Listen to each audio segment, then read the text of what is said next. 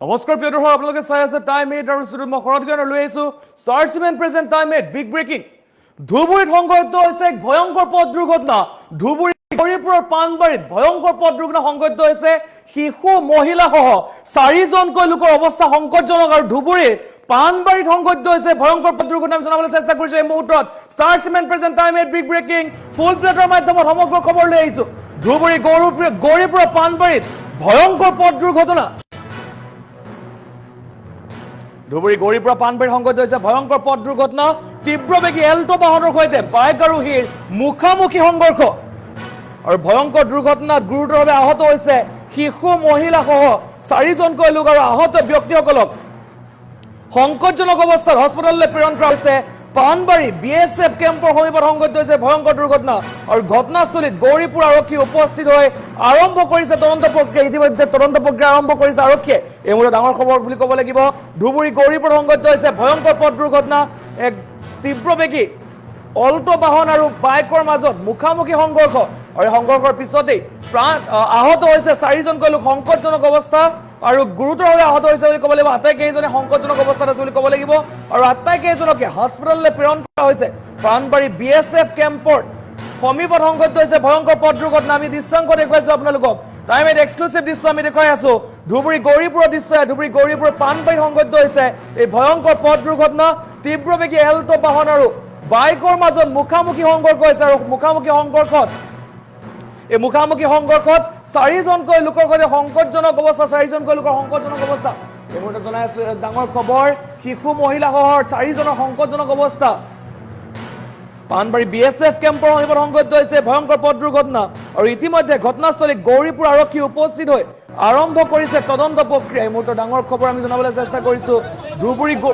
গৌৰীপুৰ সংঘটিত হৈছে ভয়ংকৰ পথ দুৰ্ঘটনা তীব্ৰবেগী এল্টো বাহন আৰু বাইকৰ মাজত মুখামুখি সংঘৰ্ষ হৈছে আৰু 4জনকৈ লোক গুৰুতৰভাৱে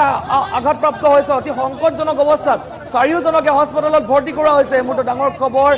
ধুবুৰী পাণবাৰীত সংঘটিত আমি দৃশ্যাংশ দেখুৱাইছো এইখন হৈছে এই অল্টো বাহনখন আৰু তীব্ৰ বেগত আছিল আৰু তীব্ৰ বেগত থকাৰ কাৰণে এখন বাইকৰ সৈতে মুখামুখি সংঘৰ্ষ হয় আৰু এই ঘটনাত 4জনকৈ লোকৰ অতি সংকটজনক অৱস্থাত 4জনকৈ লোকক অতি সংকটজনক অৱস্থাত হস্পিটেললৈ প্ৰেৰণ কৰা হৈছে আমি দৃশ্যাংশ দেখুৱাইছো আৰু ঘটনাৰ পিছতেই এক উত্তপ্ত পৰিস্থিতিৰ সৃষ্টি হৈছে সমগ্ৰ অঞ্চলজুৰি উত্তপ্ত পৰিস্থিতিৰ সৃষ্টি হৈছে স্থানীয় ৰাইজ ওলাই আহিছে ৰাজপথলৈ আৰু উত্তপ্ত পৰিস্থিতিৰ সৃষ্টি হোৱা দেখিবলৈ পোৱা গৈছে এই মুহূৰ্তৰ এই ভয়ংকৰ খবৰ আমি জনাবলৈ চেষ্টা কৰিছো এক ভয়ংকৰ পথ দুৰ্ঘটনা জোকাৰি গৈছে ধুবুৰী গৌৰীপুৰ পাণবাৰী অঞ্চলৰ বিএছএফ কেম্পৰ সমীপত অৰ্থাৎ পাণবাৰী যি বিএছএফ কেম্প আছে সেই কেম্পৰ নিচেই কাষতে সংঘটিত হৈছে ভয়ংকৰ পথ দুৰ্ঘটনা এখন তীব্ৰবেগী অল্টো বাহন আৰু এখন বাইকৰ মাজত মুখামুখি সংঘৰ্ষ হয় মুখামুখি সংঘৰ্ষত 4জনকৈ লোকৰ সৈতে অতি সংকটজনক অৱস্থাত 4জনকৈ লোকক হস্পিটেললৈ প্ৰেৰণ কৰা হৈছে এই মুহূৰ্তত ডাঙৰ খবৰ আমি জনাবলৈ চেষ্টা কৰিছো ধুবুৰী পাণবাৰীত সংঘটিত হৈছে ভয়ংকৰ পথ দুৰ্ঘটনা আৰু এই ভয়ংকৰ পথ দুৰ্ঘটনাত আহত হৈছে 4জনকৈ লোক শিশু মহিলা সহ 4জন লোক আহত হৈছে অতি সংকটজনক অৱস্থাত 4জনকে বৰ্তমান হস্পিটেললৈ প্ৰেৰণ কৰা হৈছে আৰু ধুবুৰী পাণবাৰীত সংঘটিত হৈছে ভয়ংকৰ ঘটনা আমি জনাই আছো এই মুহূৰ্তৰ খবৰ আমি জনাবলৈ চেষ্টা কৰিছো ধুবুৰী পাণবাৰীৰ পৰা খবৰ আহিছে ধুবুৰী পাণবাৰীত তীব্ৰবেগী এল্টো বাহনৰ সৈতে ৰাজ্যত সঘনাই বৃদ্ধি পাইছে দুৰ্ঘটনাৰ সংখ্যা সঘনাই বৃদ্ধি পোৱা দেখিবলৈ পোৱা গৈছে বিগত কিছুদিনৰ পৰা ধৰি দুৰ্ঘটনাৰ সংখ্যা যথেষ্ট বৃদ্ধি পাইছে আৰু তাৰ মাজতে পুনৰ আজি সংঘটিত হৈছে ভয়ংকৰ পথ দুৰ্ঘটনা আৰু এই ভয়ংকৰ পথ দুৰ্ঘটনাত শিশু মহিলা সহ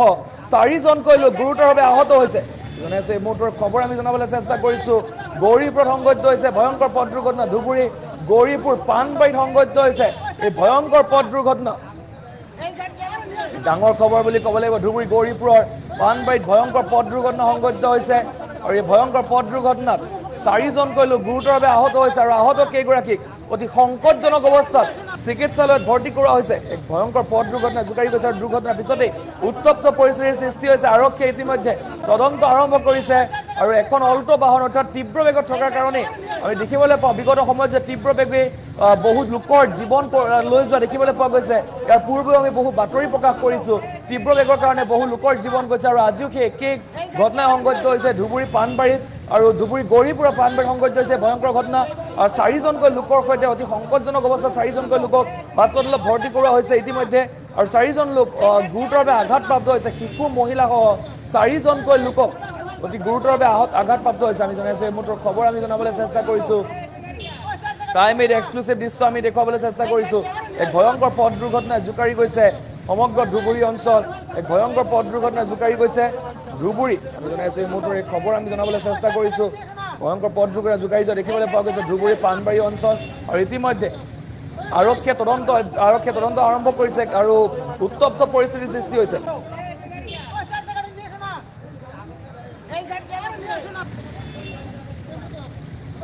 এক্সিডেণ্টটো মানে চালো অতি ভয়ানক এক্সিডেণ্ট। একীখন পৰিয়াল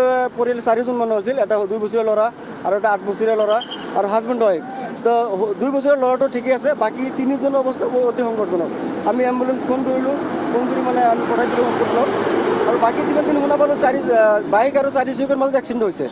গতিকে এইটো এক্সিডেণ্টত ইমান স্পীডত কেনেকৈ হ'ল এক্সিডেণ্ট, এই ডিফেন্স এৰিয়াত কেনেকৈ ইমান স্পীডত গাড়ী চলালে, আৰু ড্ৰাইভাৰ যিহেতু অলমষ্ট পলাতক হৈছে, এতিয়া মানে পলাতক, ড্ৰাইভাৰটো নাই। গতিকে আমি পুলিচ প্ৰশাসনক অনুৰোধ জনাম যাতে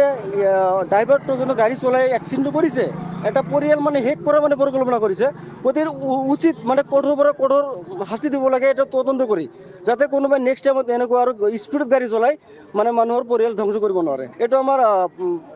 পাণবাৰী আৰু সুবাৰী ঘাটৰ মাজত যিটো আমাৰ BSF কেম্পৰ আছে, তাতে নেশ্যনেল হাইৱেত একদম।